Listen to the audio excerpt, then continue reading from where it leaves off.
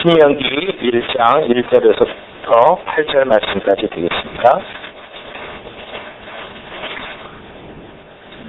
구약 신명기 1장 1절에서부터 8절 말씀까지 다 찾을 줄 알고 받들어 봉독해드리겠습니다. 이는 모세가 요단 저편 숲 맞은편에 아라바 광야 곧 파란과 도벨과 라반과 하세롯과 비사 합사에서 이스라엘 무리에게 선포한 말씀이니라. 호렙산에서 세일산을 지나 가데스 바네까지 10하루길이었더라. 제40년 11월 그달 초1일에 모세가 이스라엘 자손에게 여호와께서 그들을 위하여 자기에게 주신 명령을 다 구하였으니 때는 모세가 헤스본에 거하는 아모리 왕 시온을 쳐 죽이고 에드레이에서 아스타롯에 거하는 바사왕 옥을 쳐 죽인 후라. 모세가 요단 저편 모압 땅에서 이 율법 설명하기를 시작하였더라. 이랬을 때 우리 하나님 여호와께서 호렙산에서 우리에게 말씀하여 주시기를 너희가 이 산에 거한 지 오래니 방향을 돌려 진행하여 아모리 족속의 산지로 가고 그 근지 곳곳으로 가고 아라바와 산지와 평지와 남방과 해변과 가나안 족속의 땅과 레바논과 큰 강 유브라데까지 가라 하셨나니 여호와께서 너희의 열조 아브라함과 이삭과 야곱에게 맹세하사 그들과 그 후손에게 주리라 하신 땅에 너희 앞에 있으니 들어가서 얻을지니라. 아멘. 오늘 이 본문 말씀을 가지고 새 출발의 은혜를 입은 이스라엘에 대한 제목으로 하나의 말씀의 은혜를 나누기 원합니다. 우리가 성경 말씀을 보면서 언제나 그 본문에 얘기하고 있는 배경과 상황이 어떤지를 우리가 알아야 실제가 그 본문 말씀을 통해서 우리에게 주시는 메시지가 무엇인지를 분명히 알 수 있습니다.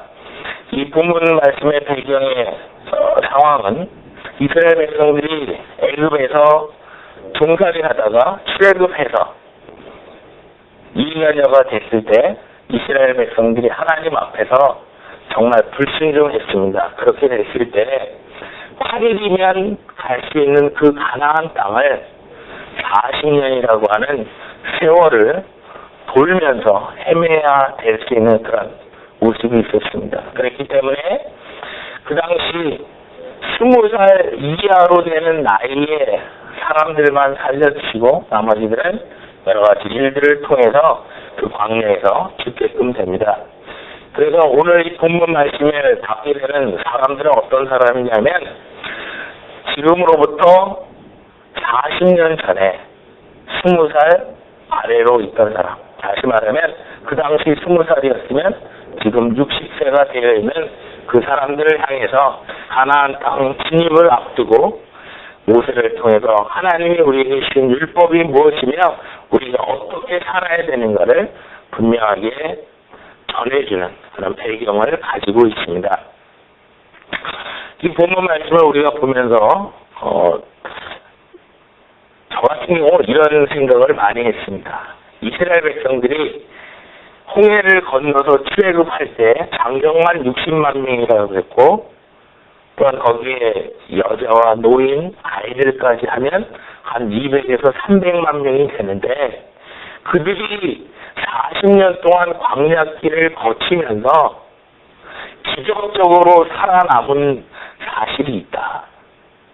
그게 뭐냐면요, 적에 의해서 멸망당하는 것도 아니고 그들에게 있어서 최고의 위험이 뭐였냐면 그들이 머무는 장소에서 있는 그 거주 기간이 길면 길수록 그들에게 위협적으로 다가왔던 것이 뭐였을까요?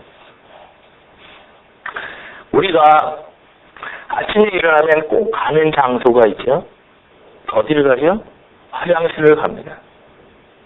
과연 그 300만 명이나 되는 사람들이 광야 40년 생활을 하면서 그들의 대소변 문제를 어떻게 해결했을까요?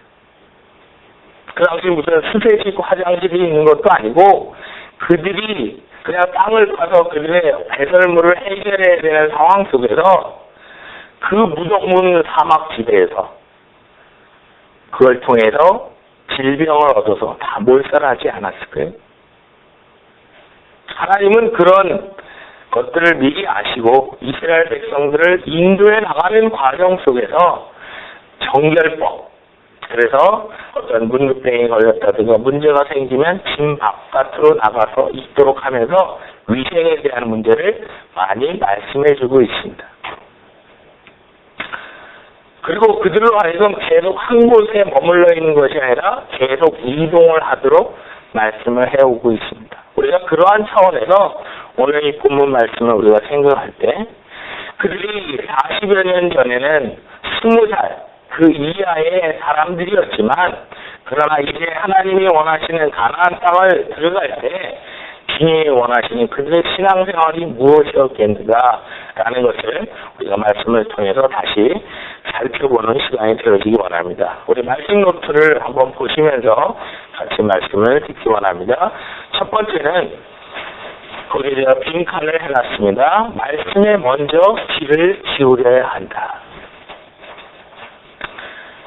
3절과 5절 말씀에 보면 모세가 이스라엘 자손에게 여호와께서 그들을 위하여 자기에게 주신 명령을 다 고하였으니 했습니다. 하나님께서 모세에게 주신 명령을 고했다라고 했고요. 5절에서 보면 모세가 요단 저편 요압 땅에서 이 율법 설명하기를 시작하였다라 했습니다. 가나안 땅을 들어가기 전에 이스라엘 백성들이 먼저 해야 되는 것이 뭐냐? 하나님의 말씀에 귀를 기울여야 한다. 우리가 2006년 9월 둘째 주일을 맞이해서 여름에 해이했었던 그 신앙 상태에서 벗어나서 새로운 출발을 하려면 우리가 먼저 해야 되는 것이 뭐냐면 말씀에 귀를 기울여야 합니다. 신앙생활하면서 우리 자신을 가만 살펴보면 각자가 나름대로의 신앙관을 가지고 있습니다. 그 신앙관이 각자 다 물어보면 난 신앙생활을 잘한다라고 얘기합니다. 근데 과연 그것이 옳은 것인지 그른 것인지 내가 정말 제대로 하고 있는 것인지 아닌지를 알 수 있는 방법은 우리가 하나님의 말씀에 귀를 두고 말씀은 과연 무엇이라고 얘기하고 있는가. 거기에 귀를 기울이는 것이 필요하다라고 하는 것입니다. 우리가 생각해낸 그 어떤 사상이 아니라 주님께서 우리에게 주시는 그 말씀에 귀를 기울일 때 우리는 새로운 출발의 은혜를 입는 자가 된다는 것입니다. 예수마음교회가 시작돼서 말씀을 매일같이 많이 읽자라고 캠페인을 해왔습니다. 여름이 되면서 우리가 여러 가지 휴가라든가 집안일 때문에 그런 것들이 해이해진 줄 압니다. 이제 9월달 마지막 남은 2006년에 몇 개월을 놔두고서 우리가 말씀에 귀를 기울이고 말씀을 읽고 말씀을 듣고 말씀을 그대로 행하는 자가 복이 있다라고 요한계시록 1장 3절에 언급한 것처럼 우리가 하나님 앞에서 말씀에 먼저 귀를 기울여야 합니다. 이스라엘 백성들이 광야 생활 가운데 실패했던 이유가 뭐냐면 그들의 귀가 하나님의 말씀을 듣는 데 집중되어 있는 것이 아니라 그들은 상황이라고 하는 현실 속에 들려지는 소리에 귀를 기울였습니다. 우리가 잘 아시는 것처럼 어떻게 해서 우리 인간이 범죄하게 되었죠? 하나님이 에덴 동산을 창조하시고 난 다음에 아담과 하와를 거기 두셨습니다.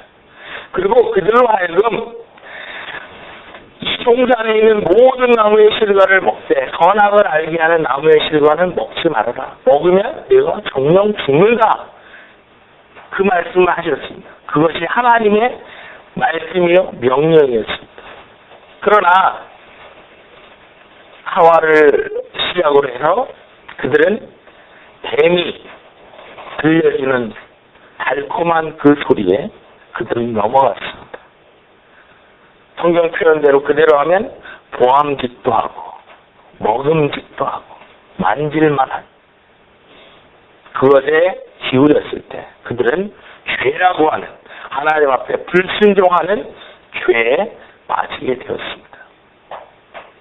우리가 하나님 앞에서 새로운 각오를 가지고 새로운 결단을 가지고 그렇게 출발을 하려면 우리는 말씀의 귀를 기울여야 되겠다. 세상에 들려지는 소리를 듣는 것이 아니라 하나님의 음성의 귀를 기울여야 되겠다라고 하는 것을 우리에게 분명히 본문은 말씀해 주고 있습니다. 우리가 새로운 길을 준비하면서 나아갈 때 제일 먼저 해야 되는 것이 바로 말씀이다 하는 것을 꼭 기억하는 우리 모두가 되었으면 합니다. 이스라엘 백성들이 하나님의 말씀에 불순종했을 때 그들은 8일이면 들어갈 수 있었던 그 가나안 땅을 38년에서부터 40년 동안을 그들은 헤매야 했습니다. 하나님의 말씀을 들으면 지름길로 금방 갈 수 있건만 뱅뱅 도는 그런 과정들을 보면서 우리 자신을 한번 살피기 원합니다.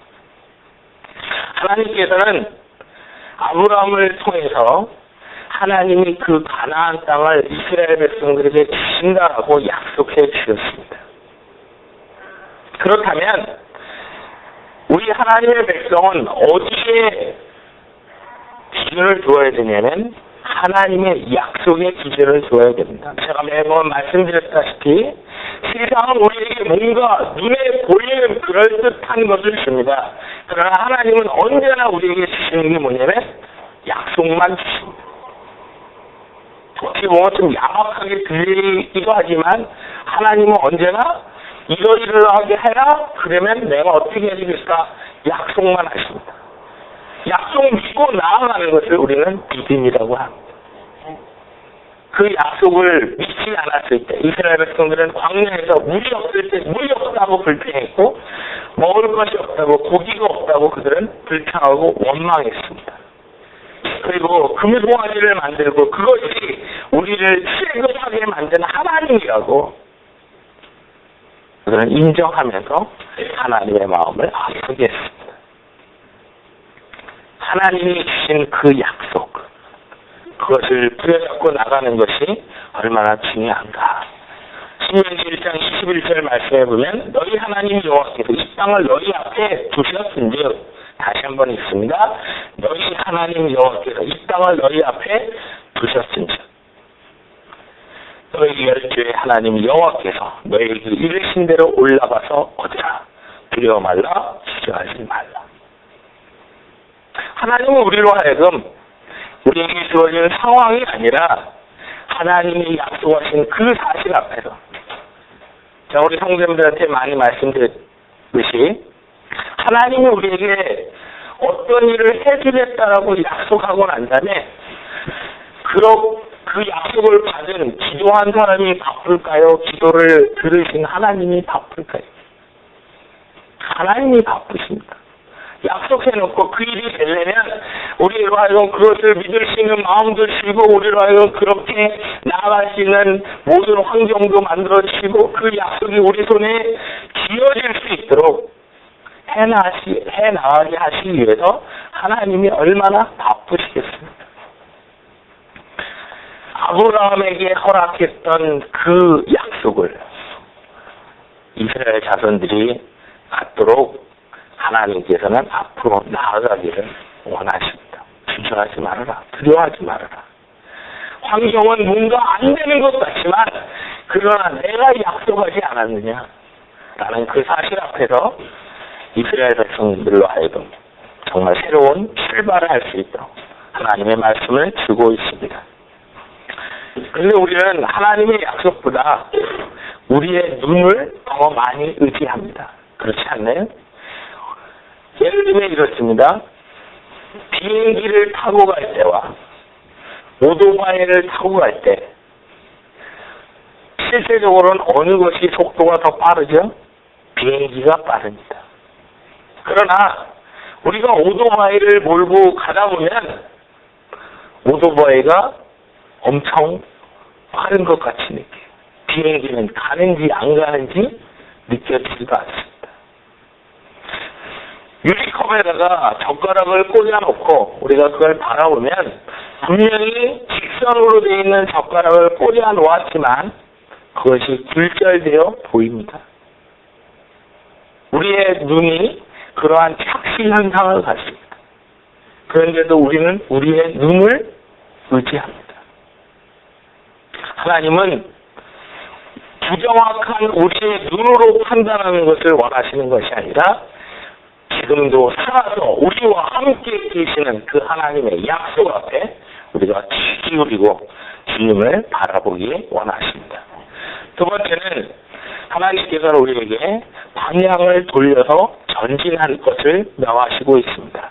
6절과 7절 말씀 보면 우리 하나님 여호와께서 호렙산에서 우리에게 말씀하여 이르시기를 너희가 이 산에 거한 지 오래니 방향을 돌려 진행하여 아모리 족속의 산지로 가고 그 근지 곳곳으로 가고 아라바와 산지와 평지와 남방과 해변과 가나안 족속의 땅과 레바논과 큰 광 유브라데스까지 가라 하셨나니. 여기 보면 방향에 대한 것을 이야기하고 있습니다. 이스라엘 백성들은 아마도 이 광야에서 이제는 40여 년이라는 세월이 지났기 때문에 자신의 삶이 적응이 됐을 것입니다. 뭐 더 전진해서 어디를 가고 자시고 할 필요 없이 그냥 여기서 머물러 살고 싶었을 것입니다.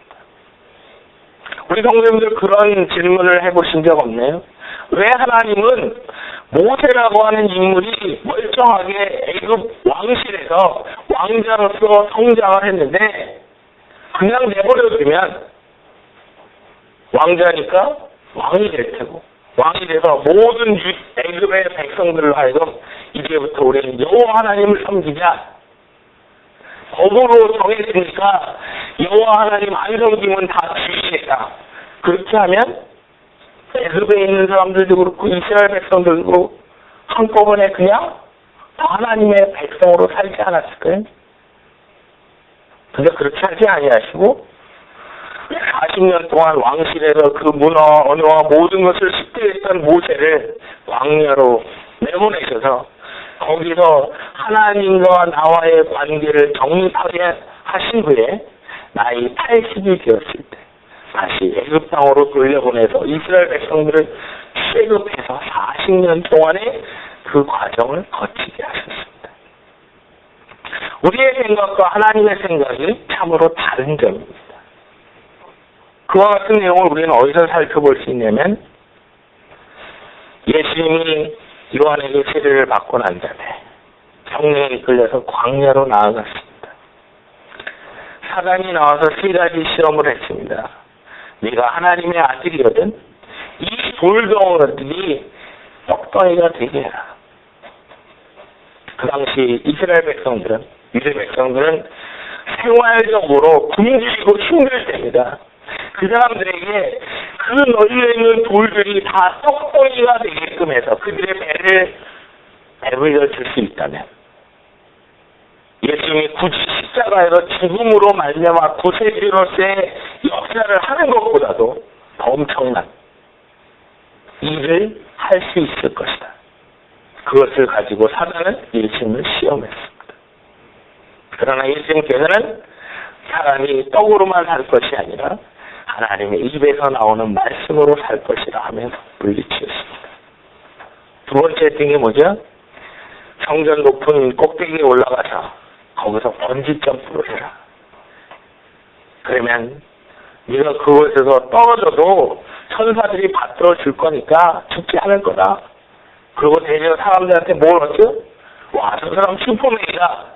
저 넓은 높은 성전 꼭대기에서 떨어졌는데도 죽지 않은 사람이다. 뭔가 대단한 능력을 가진 사람이다. 그렇게 하지 않았을까요? 그러나 하나님은 그런 것을 원하지 않으셨습니다. 예수님께서 그것을 용납하지 않으셨습니다. 마지막으로 사단이 예수님에게 시험했던 게 뭐냐면 내가 모든 영광을 너에게 한꺼번에 그냥 주겠다. 나한테 절 한 번만 해라. 그러나 예수님께서는 오직 경배와 찬양을 받으실 분은 하나님이라는 사실을 분명히 고백하시고 예수님은 하나님이 원하시는 십자가의 길로 나가셔서 십자가에서 죽으시고 부활하심으로 말미암아 우리의 생명을 살리시는 일을 하셨습니다. 마귀는 우리로 하여금 뭔가 눈에 보이는 뭔가 그 상황 속에서 어떻게 되어지기를 우리를 많이 미혹을 합니다. 그러나 중요한 것은 우리의 방향이 도대체 어디로 가고 있는가. 어디를 가고 있느냐도 중요하지만 어느 방향으로 어떻게 가고 있느냐가 더 중요합니다. 제가 이 빅토리아에 와서 보았던 것이 뭐냐면 많은 청소년들이, 많은 젊은이들이 열정은 있습니다. 근데 뭐가 없냐? 디렉션이 없었습니다. 방향이 없었습니다. 내가 어떤 사람이 되어야 되는지, 무엇을 위해 살아야 되는지를 몰라서 방황하는 많은 젊은이들을 보았습니다. 그러다 보니까 마약에도 손을 대고 또한 도박에도 손을 대고 포르노에도 손을 대고 하는 그런 모습들을 보았습니다. 그것이 청소년이나 청년들의 문제일 거예요. 바로 우리 어른들의 문제이기도 합니다. 우리가 과연 방향을 어디로 가지고 있는가. 광야로만 끝난다라고 한다면 서두에 제가 말씀드린 것처럼 그들이 쏟아놓은 배설물 속에서 죽을 수밖에 없는 그런 존재들입니다.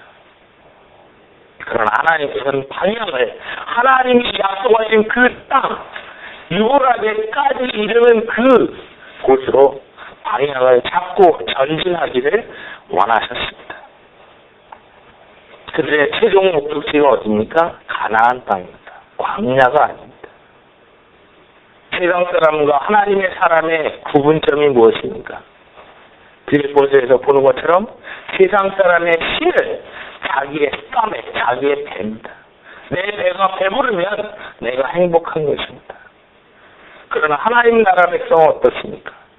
우리의 시민권은 하늘나라에 있습니다.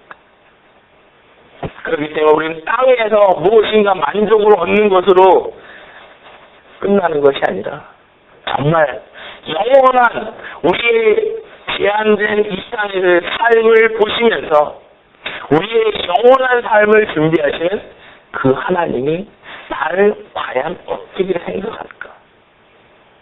천정을 향해서 나아가는 것. 그것이 바로 하나님 백성의 모습입니다.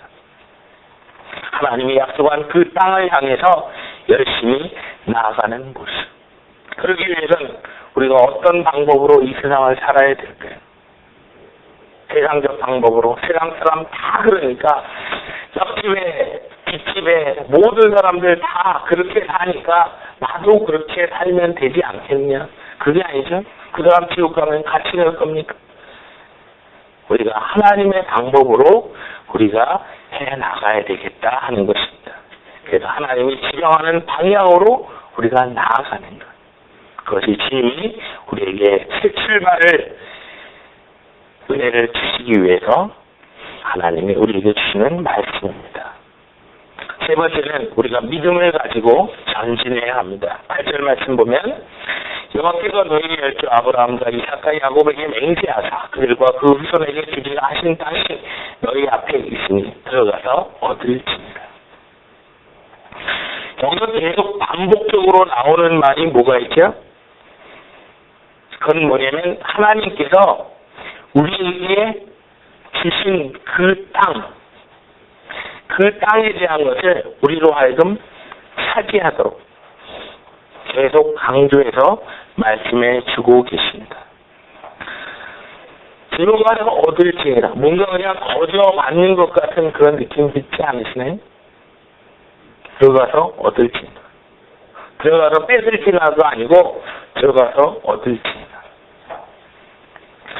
바로 그것이 너희 앞에 있기 때문에 가서 얻기만 하면 된다라는 사실을 얘기합니다. 그런데 그냥 짓기만 하면, 그냥 얻기만 하는데 이스라엘 백성들이 지금으로부터 40년 전에 12명의 스파이들을 가나안 땅을 탐사하기 위해서 보냈습니다. 돌아와서 10명은 뭐라고 했고 2명은 뭐라고 했죠? 와, 그 앞에 가서 보니까 그들은 거인이고 우리는 그 앞에가 메뚜기다. 두 사람은 뭐라고 했습니까? 저들은 우리의 밥이다. 전 그걸 보면서 메뚜기가 클까 밥이 클까 그 생각을 해보았습니다. 얼마 전에 그런 얘기를 나눴지만 해석의 원리가 참 중요한 것 같아요. 똑같은 상황을 놓고도 어떻게 해석하느냐. 하나님이 분명히 주시겠다라고 약속한 그 땅인데 10명의 정탐꾼들이 보았던 것은 사람을 보았습니다. 그리고 자신들을 비교했을 때 우리는 그 앞에서 메뚜기 같다. 그들이 못 본 게 뭐죠? 바로 그 배경에 계시는 하나님을 보지 못했습니다. 그럴 때 그 앞에서 나는 메뚜기와 같다라고 얘기합니다. 그러나 여호수아와 칼렙은 똑같은 적과 꿀이 흐르는 그 땅에 들어가서 무엇을 보았죠? 하나님을 보았습니다. 그리고 그냥 숟가락 들고 퍼먹기만 하면 되는 밥이다라고 이야기하는 것입니다. 왜요? 하나님이 준다고 했으니까 그냥 가서 하면 됩니다.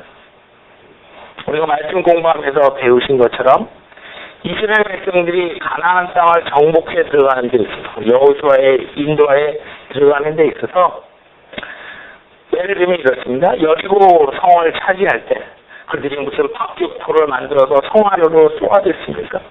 아니면 페이크로 밀고 들어갔습니까? 그러지 않고 하나님 말씀하신 대로 했습니다. 첫째 날에 한 바퀴 그냥 돌고 왔습니다. 아무 말 없이. 둘째 날도 한 바퀴 돌고 왔습니다. 일곱째 날에 7바퀴 돌고 소리 지르는 것밖에 없어요. 그럴 때 성벽이 무너지고 이스라엘 백성들이 그 여리고 성을 차지하게 하셨습니다. 누가 싸웠죠? 하나님이 싸우셨습니다. 이스라엘 백성들은 그냥 가서 무너진 성벽 뚫고 들어가서 차지한 것밖에 없습니다. 그러기 위해서는 우리에게 필요한 것이 뭐냐? 주님께 대한 믿음이다 하는 것입니다. 아니 우리가 주님을 믿는다라고 하면서 우리의 믿음이 얼마나 있습니까? 예수님이 제자들과 함께 배를 타고 가셨습니다. 예수님이 피곤하셨는지 거기서 낮잠을 주무셨습니다.